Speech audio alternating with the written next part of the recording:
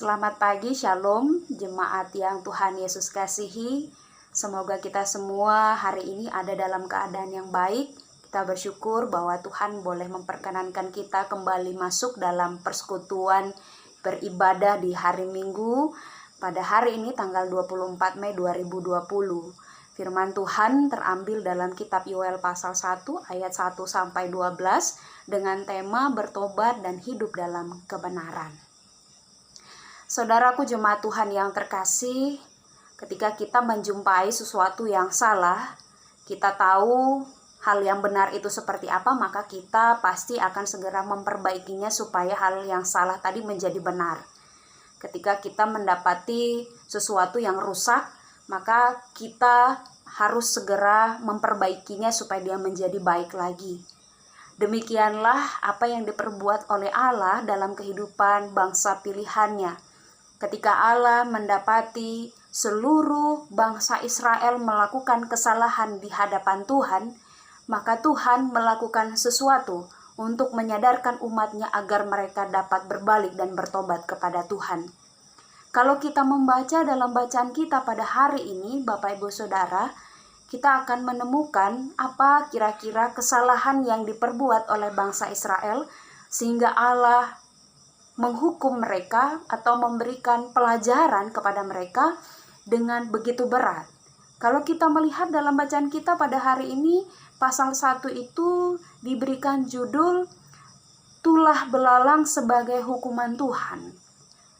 Belalang dipakai oleh Allah untuk menghukum bangsa Israel memakan habis semua tanaman yang mereka tanam, sehingga bencana kelaparan yang hebat dan dahsyat terjadi dalam kehidupan mereka.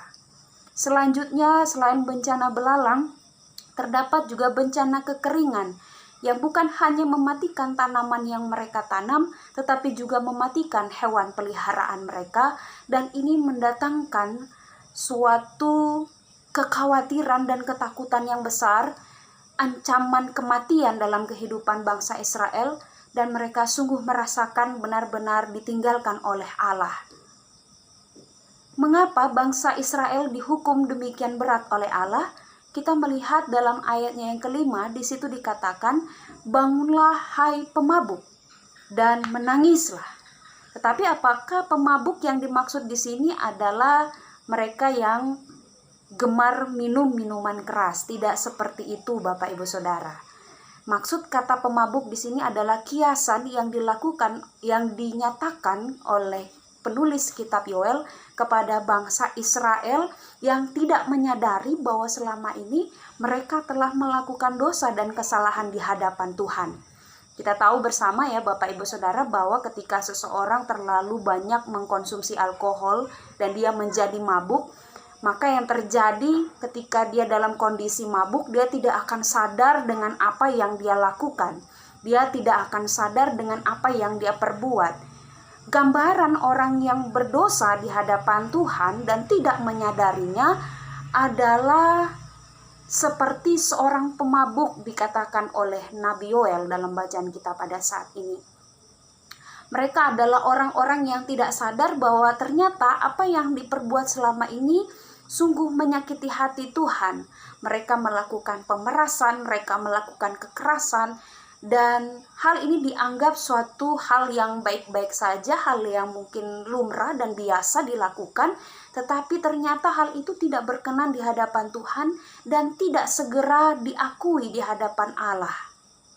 Sehingga dikatakan dalam pembacaan kita pada saat ini, kalau kita melihat dalam ayatnya yang ke-6 dan seterusnya, sebab maju menyerang negeriku suatu bangsa yang kuat dan tidak terbilang banyaknya, giginya bagaikan gigi singa dan taringnya bagaikan taring singa betina, telah dibuatnya pohon anggurku menjadi musnah dan pohon arahku menjadi buntung, dikelupasnya kulitnya sama sekali dan dilemparkannya sehingga carang-carangnya menjadi putih. Merataplah seperti anak dara yang berlilitkan kain kabung karena mempelai kekasih masa mudanya, korban sajian dan korban curahan sudah lenyap dan seterusnya.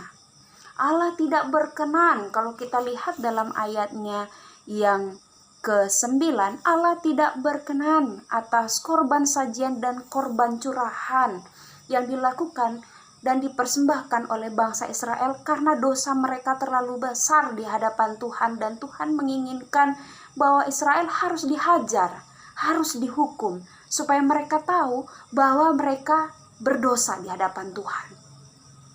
Pertanyaannya bagi kita, Bapak Ibu Saudara, apakah kita menunggu Tuhan menghajar kita dulu, baru kita sadar kalau kita ternyata telah melakukan kesalahan di hadapan Tuhan?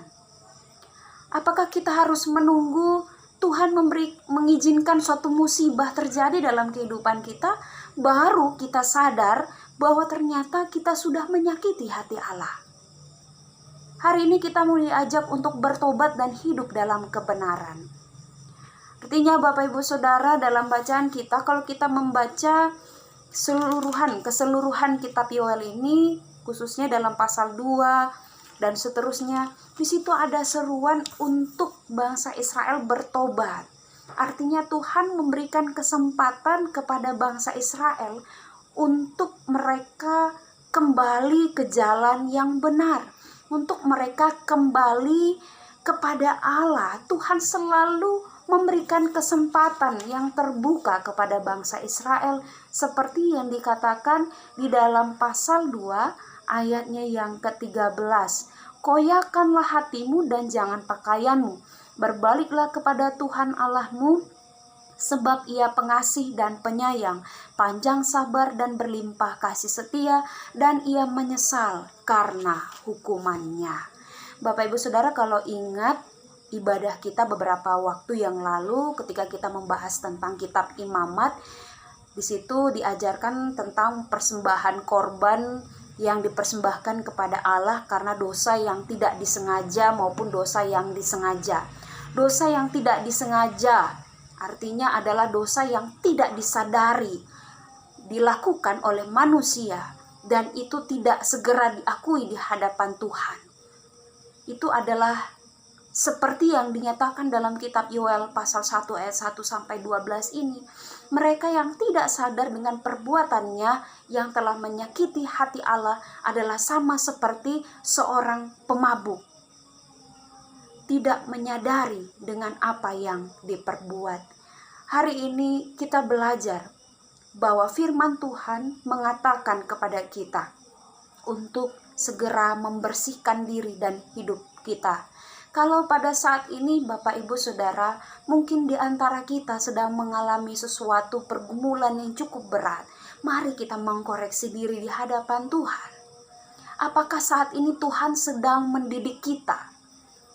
Apakah ternyata kita telah melakukan kesalahan dan dosa di hadapan Tuhan? Selidikilah hati kita, selidikilah hidup kita. Apakah cara hidup kita sudah berkenan di hadapan Tuhan? Apakah kita sudah melakukan yang terbaik untuk kemuliaan namanya? Ataukah ternyata selama ini kita melakukan berbagai hal yang menyakiti hatinya?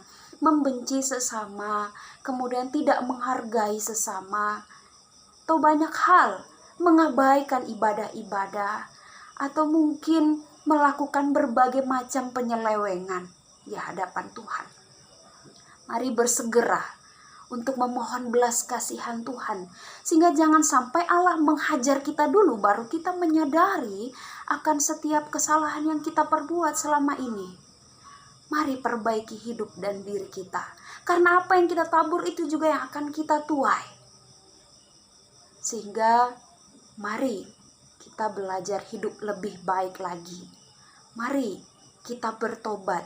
Setiap hari selalu memberikan kesempatan dalam diri kita secara pribadi untuk mengaku dosa di hadapan Tuhan, memohon belas kasihan Tuhan. Jangan-jangan dalam sepanjang hari ini kita melakukan berbagai hal yang menyakiti hatinya. Ternyata kata-kata kita tanpa kita sadari itu melukai hati sesama kita. Atau mungkin perbuatan kita setiap hari ternyata ada yang tidak menyenangkan hati Tuhan dan itu tidak kita sadari. Jangan sampai kita menjadi seperti seorang pemabuk yang tidak sadar dengan apa yang kita perbuat. Tetapi serahkanlah hidup kita kepada Tuhan. Mintalah Mintalah hikmat kepada Tuhan untuk kita dapat memperbaiki kehidupan kita menjadi lebih baik lagi. Sehingga hidup kita selalu berkenan di hadapan Tuhan. Dan kita selalu hidup dalam damai sejahtera. Tidak menjalani hari-hari kita dengan mengeluh, dengan merasa bahwa mengapa hari-hari yang kita lalui begitu berat. Teruslah bersyukur dalam segala hal. Karena itulah yang Tuhan perkenankan. Supaya dalam menjalani hari-hari kita selalu membuka diri untuk masuk dalam pertobatan. Kita mengakui dengan penuh kerendahan hati di hadapan Allah bahwa kita adalah manusia yang berdosa dan terbatas. Sehingga kita membutuhkan pertolongan Tuhan untuk dapat menjalani hari-hari anugerah Tuhan. Mari Bapak Ibu, saudaraku yang terkasih dalam Tuhan kita Yesus Kristus, mintalah kuasa Roh Kudus untuk tetap tinggal dalam hati kita. Supaya selalu setiap hari kita memberi diri untuk bisa menyadari akan setiap salah dan dosa kita. Kita selalu sadar akan apa yang kita perbuat dan hidup kita selalu berkenan di hadapannya. Sama seperti kitab Yoel dalam pasalnya yang ketiga. Pasal yang ketiga ayatnya yang ke-9 dan seterusnya. Ketika seseorang mau untuk sungguh-sungguh bertobat di hadapan Tuhan, Tuhan akan memberikan berkat-Nya dalam kehidupan kita dengan limpahnya. Mari belajar untuk bersyukur, mari belajar untuk mengakui setiap salah dan dosa kita. Jangan malu, tetaplah sadari bahwa kita adalah manusia yang terbatas sehingga kita selalu harus memohon pertolongan Tuhan. Selamat menjalani hari-hari anugerah Tuhan dengan penuh pengharapan kepadanya. Selamat menjalani hari-hari anugerah Tuhan dengan percaya bahwa Tuhan pasti akan memberkati akan kehidupan Bapak Ibu Saudara bersama dengan keluarga masing-masing. Tuhan memberkati firman-Nya. Amin.